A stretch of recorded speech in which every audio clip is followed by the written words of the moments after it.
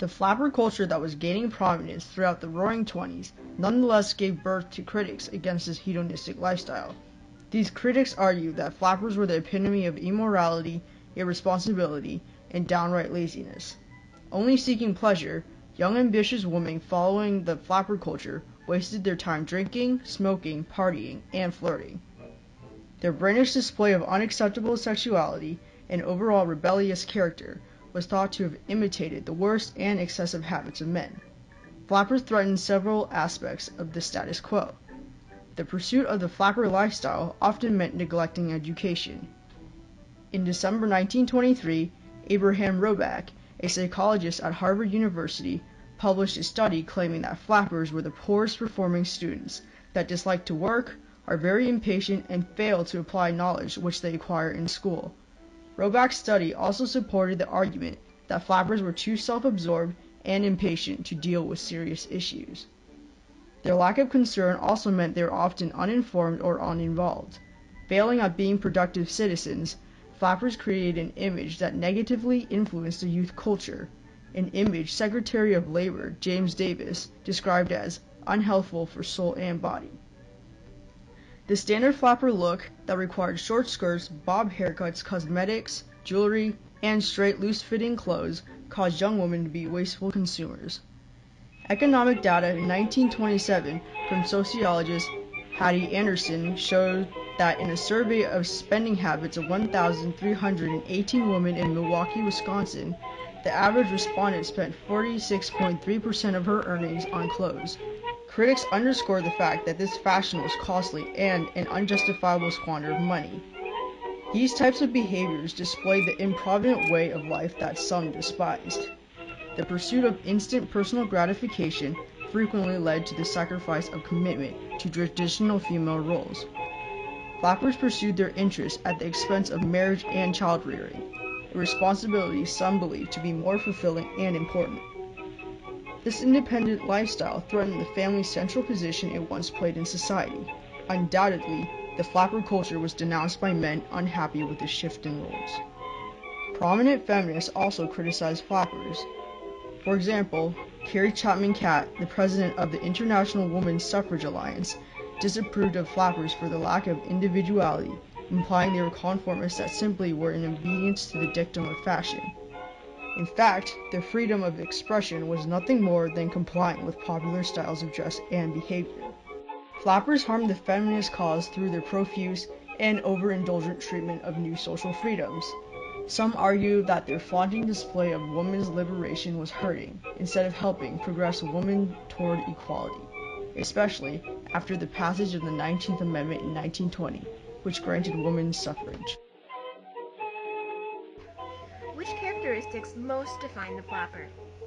Flappers were known for defying the socially accepted standards of the 1920s. Physically, they were most recognized by their short, bobbed hair and boyish silhouettes.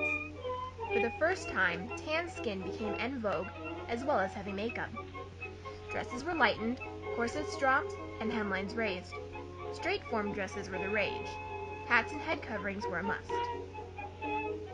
As for their behavior, flappers were characteristically known to indulge in parties and jazz. They smoked, drank, and acted in ways considered wild and frivolous, such as attending petting parties and driving automobiles and bicycles. Flappers were not inhibited by the classical norms of society. They were assertive, sometimes selfish, and approached the world from more of a man's point of view. What factors are most responsible for the rise of the flapper? The earliest precursor to the flapper movement is generally agreed upon to be the Gibson Girl. Pen and ink drawings by Charles Dana Gibson in the 1890s, they were popularized in magazines and other publications of the time. As described by Susan E. Meyer, the Gibson Girl was infinitely more spirited than other women, yet altogether feminine. Gibson girls were drawn with their hair piled short on their heads and their skirts hiked shorter than normal. Although they were proper by society's standards, they had an air of mischief about them that women picked up on. What was probably one of the greatest factors lending itself to the rise of flappers was the First World War. Most immediately, it pushed women out of their former constraints. Due to wartime work shortages, women were forced to take up jobs and join the ranks of men. Not only did this take them away from the home, but it provided them with more income, enough to sustain the flapper lifestyle. For Furthermore, the war itself caused many young people to question the country's and society's morals. The focus became more on enjoying life rather than wasting it by sitting around being polite. Other changes during the period only fueled the rise of the flapper. Prohibition created something for the younger generation to rebel against. Women enjoyed flaunting their resistance and openly drank. The underground speakeasies that emerged became an outlet for flappers to congregate and partake in dancing. The new music of the era, jazz, became their soundtrack. Jazz's rising popularity encouraged nightclubs and became synonymous with the flappers' provocative behavior. What did Reverend Oliver Penwell mean when he described women in the past as pretty little birds in cages? Reverend Oliver Penwell looked favorably upon the feminist movement with which he associated flappers. He felt that flappers were strong, independent women who were bringing culture and reform to society. While flappers were breaking free of society's restrictions, the women of the past were stifled by the male-dominated society in which they lived. The prim and proper behavior that was praised, Penwell thought kept women from reaching their full potential. Is there any link between flappers and the modern feminist movement? Although the flapper of the 1920s is no more, the ideas and culture she represented still remain. Even today, women are pushing the boundaries of the sexual and social norms. They're still fighting for complete independence and recognition in business, politics, and home life. When you look at the big picture, though, flappers were not the first wave of feminists, or even the second.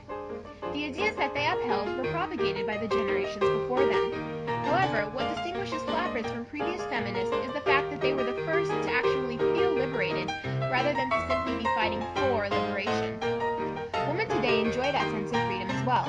As much as there is to gain, women are no longer forced to live solely in the shadows of men.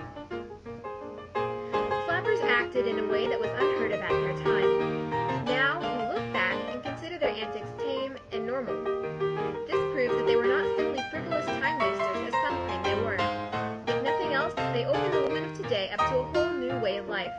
By shocking society with such a drastic change of behavior, they made it possible for their independence to be recognized.